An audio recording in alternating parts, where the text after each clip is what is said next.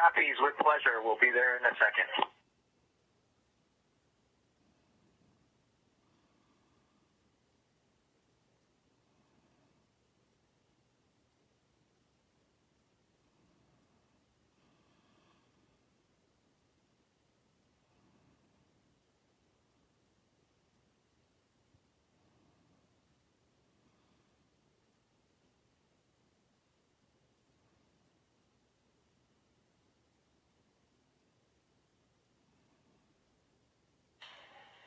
We have Bob Behnken from SpaceX Demo 2 mission entering the International Space Station.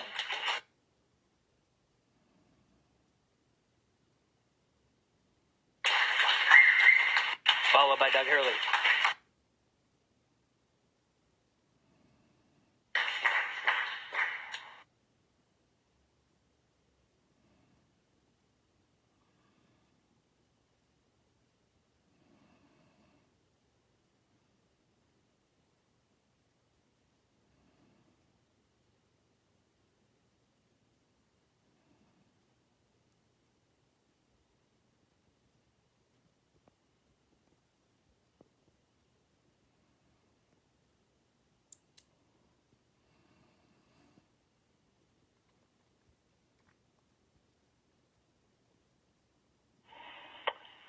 Station Houston, we see you, and it's a great-looking photograph, so thanks for that. Stand by one. We'll call you when we're ready for the event in the next few seconds.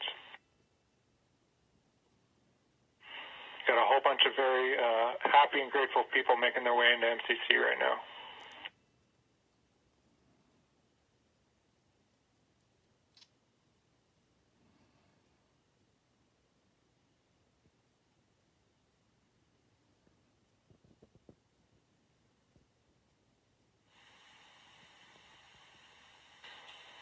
Demo 2 crew now aboard the International Space Station. They entered at 12:22 p.m. Central Time.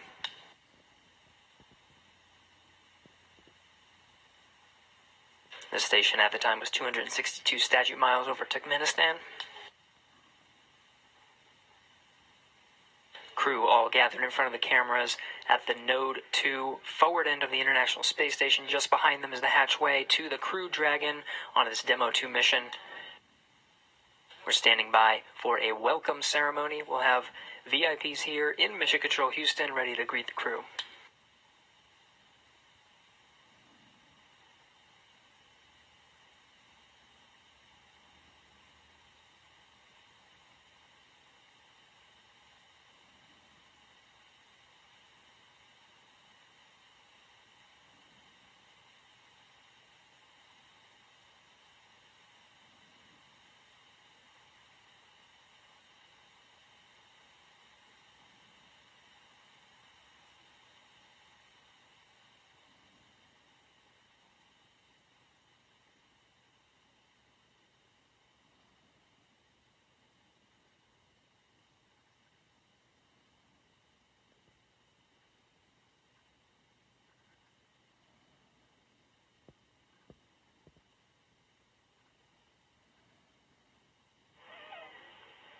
And station, we're just about ready. Stand by.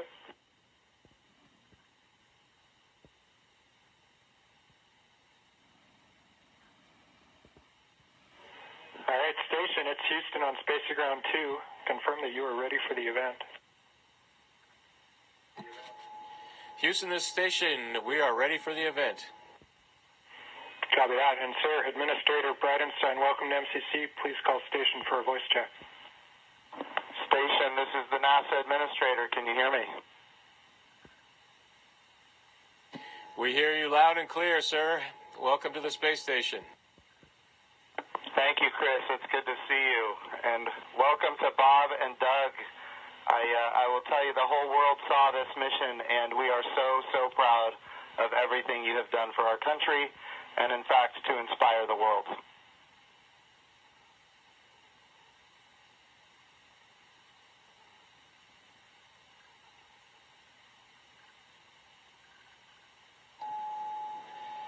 We sure appreciate that, sir. It's obviously been our honor to be just a small part of this. We have to give credit to SpaceX, the Commercial Crew Program, and of course NASA. It's great to get the United States back in the crewed launch business, and we're just really glad to be on board this magnificent complex. Well, we have some VIPs with us here, and I'm sure they have some questions that they'd like to ask you, but I have one of my own before I turn it over. And I just wanted to find out if you guys got any sleep on your way up there the last, I'd say, I get 19 hours. Did you guys get any sleep?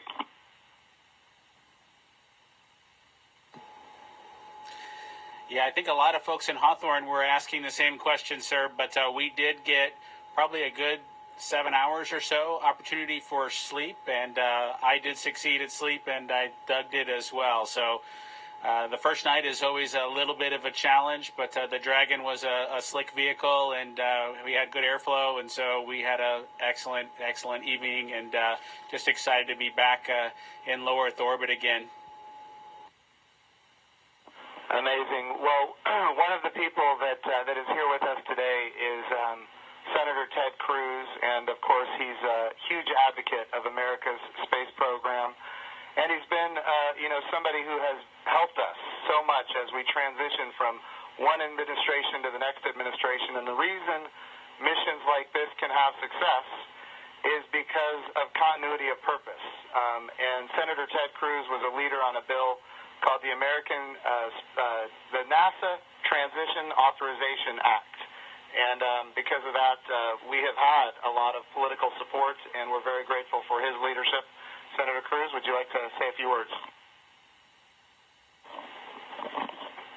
Well, congratulations, gentlemen. The eyes of the world are upon you, and everyone is proud of you. All of America is watching you, and today and yesterday represent big, big days. We're looking at a decade since we've had American astronauts launched on an American ship from American soil. And I can tell you, I sat with my wife and kids in our living room watching on TV yesterday, and I suspect we did what just about everyone watching did, including both of you. We just held our breath as it took off. And we're glad to see you've landed safely. We're glad to see you've docked. And so let me ask you, that Dragon is an amazing vehicle. How does she handle?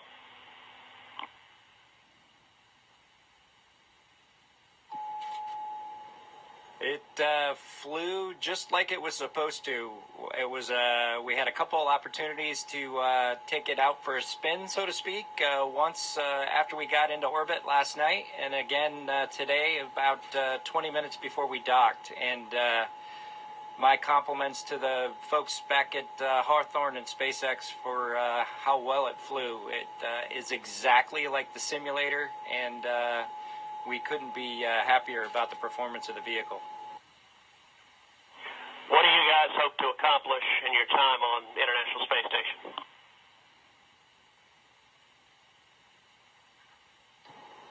Well, while we're on board the space station, of course, with the new spacecraft, we do hope to put her through her paces, and so the good ship Endeavour is going to get a lot of checkout over the next week or two here, and hopefully we'll be able to declare her operational, and Doug and I will be able to take some burden off of Chris and his crewmates, Ivan and Anatoly, so that we can keep the space station operating at its peak possibilities. So we're looking forward to contributing any way that we can, and like I said, trying to keep space station as productive as possible. As a country, we're in the midst of a tough week. We're seeing protests, we're seeing a lot of anger, we're seeing violence. And I have to say, this launch and y'all's docking is a powerful inspiration of what we can do when we come together, of the power of unity, the power of ingenuity. And so I guess the last question I would ask you is since you have the opportunity to address, in particular, all the young people in America, what would you tell them in terms of what we can do when we can come together?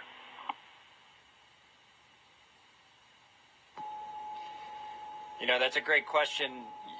9 years ago, just about exactly 9 years ago, we docked with Atlantis on STS-135, the last flight of the Space Shuttle program, a 30-year program.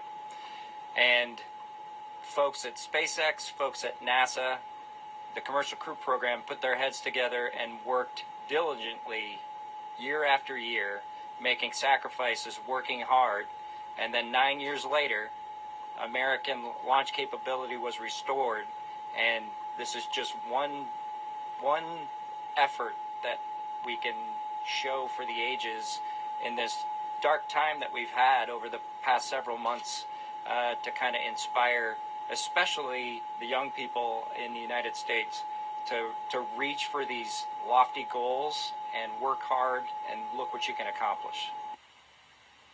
Thank you, gentlemen. God bless you. Thank you, Senator Cruz. We have another very special guest here that represents the Johnson Space Center. And, of course, it's my good friend from the House of Representatives, Dr. Brian Babin.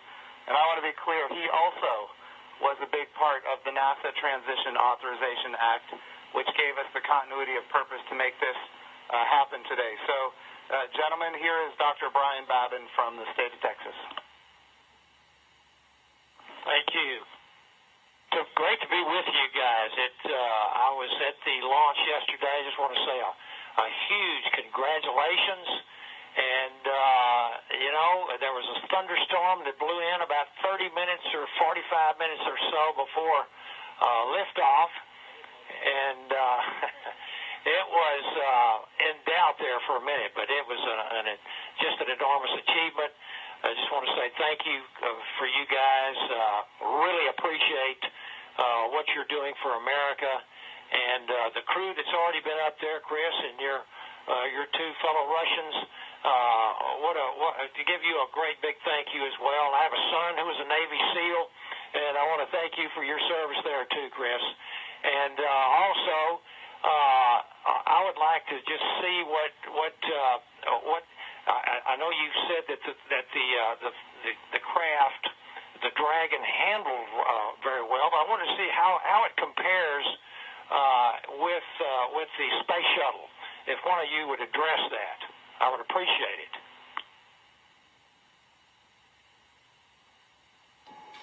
Well, thank you, sir. It certainly has been a long endeavor for us and our namesake spacecraft. We're proud to have her on board the International Space Station after all that the teams around the country and across America have done to get us here today. As far as a comparison with the space shuttle, both Doug and I took a few minutes while we were accomplishing the approach and docking to, in our spare time, talk a little bit about it.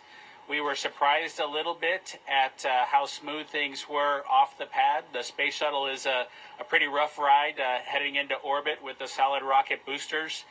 And our expectation was, as we continued with the flight into second stage, that things would basically get a lot smoother than the space shuttle did. But Dragon was huffing and puffing all the way into orbit, and we were definitely driving or riding a Dragon all the way up. And so it was not quite the same ride, the smooth ride, as the space shuttle was up to MECO. A little bit less G's, but a little bit more alive is probably the best way I would describe it.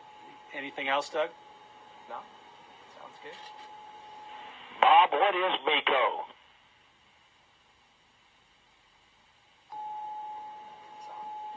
Sorry, I have to apologize for actually using the term MECO. It's a little bit confusing between the space shuttle and the Dragon vehicle. So it's a main engine cutoff is what MECO stands for. Those happened at different times in flight for the two vehicles. For the space shuttle, that was when you were all the way in orbit. For Dragon, that was just a little bit after 2 minutes. And then we had the single engine cutoff for second stage when we achieved orbit. So that time under the single engine, under Dragon, with one engine, was more of an experience than the shuttle was for that 6.5 minutes or so that we were under that second stage motor. Well, I would just like to say, in fact, Doug, did you have something you wanted to add there? I met your mother and father yesterday, Doug, and great folks. They're very, very proud of their son.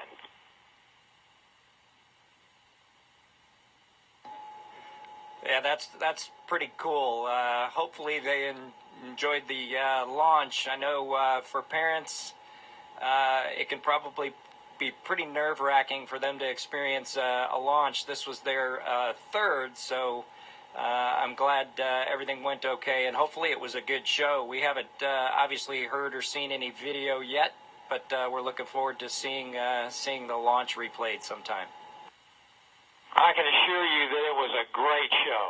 It was one of the treats of my lifetime, I would have to say, and many other folks that were sitting there looking all across the country and even the world.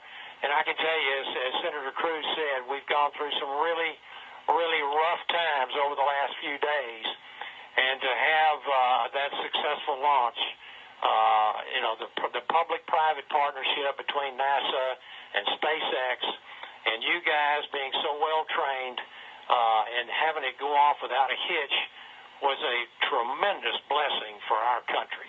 And I can't tell you how many emails and communications I've gotten from people that who were so disturbed by what's been going on, transpiring around the country, to have the great news and the wonderful liftoff and everything going without a hitch.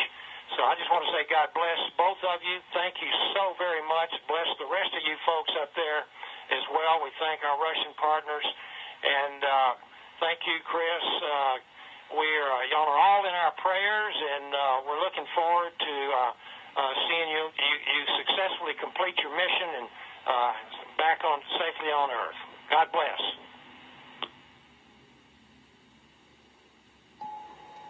Thank you very much. Yeah, and just so you guys are aware, the show was in fact spectacular.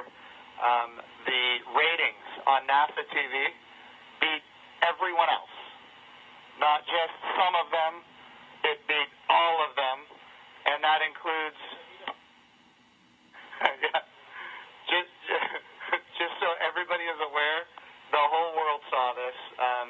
It trended number one on Twitter. It was the number one thing talked about on social media in general. This was an amazing moment, and it represents a transition in how we do space flight from the United States of America. NASA is not going to purchase, own, and operate rockets and capsules the way we used to.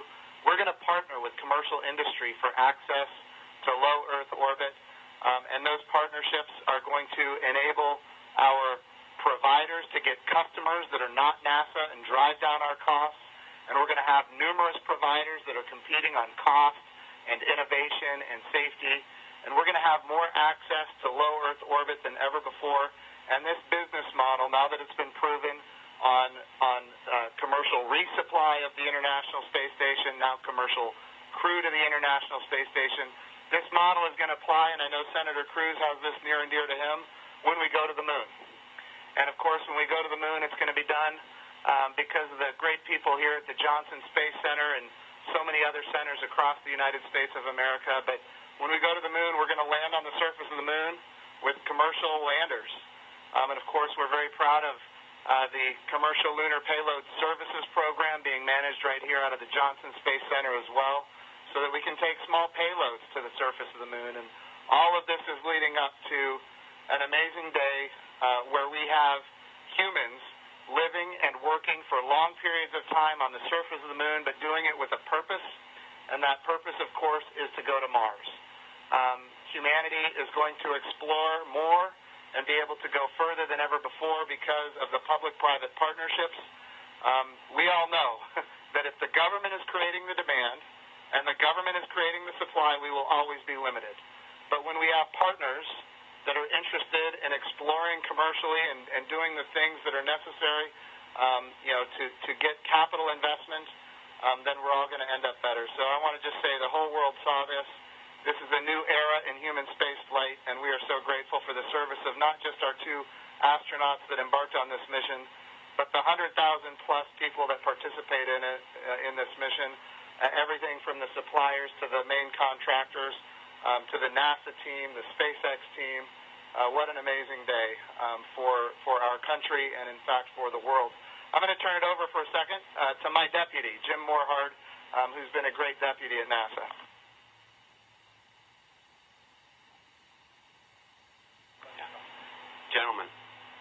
congratulations. You know, Jim's mentioned going to the moon. And yesterday and today, one, you've inspired the Artemis generation, which is our next generation. And that's what this is about. It's really bringing the children that we've got and our grandchildren forward, so they'll be the ones that are going into deep space. This is the dawn of a new era, and we just thank you for being at the beginning of it. Thank you so much.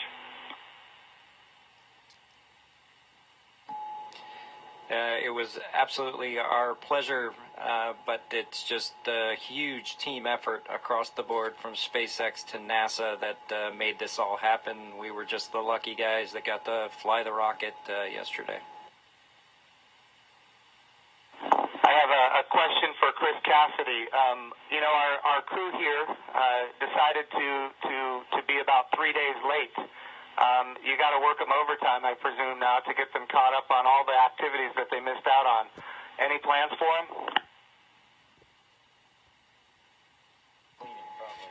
Well, the day they missed out on was a good one for them to skip. It was Saturday house cleaning, but I took care of it for them. We'll catch up next weekend. But in all seriousness, we've got a few things to take care of tonight. Make sure we're all safe and we know the plan in case something bad happens. And then we're looking forward to some operational stuff later in the month. Maybe we'll get outside and do some spacewalks. And our efforts in these coming weeks will be in that effort. So we're all super excited to have 2 more crewmates to the Expedition 63 team. Awesome. And, of course, here in Houston, this is the home of the astronaut office, and the Johnson Space Center is led by Mark Geyer, and I'm going to turn it over to Mark for a few comments. Thank you, Jim. Hey, it's great to see all of you there. Good to see you, Bob and Doug. I know we talked a few days ago. You look a little taller than I remember you. And but I also want to thank Anatoly and Iman and, of course, Chris for what you guys have been doing since you all arrived. And I know there's been a ton to do, and you've been really busy, and I appreciate that. So I also like this visual of our international partnership. We have had a tremendous partnership with Roscosmos, and we will continue to do so. But it is nice to see crew arrive from this side of the space station. So that was pretty cool after 9 years. I did have one question for Chris, though. What might you do to ensure that Bob and Doug stay longer? Do you have any strategy there?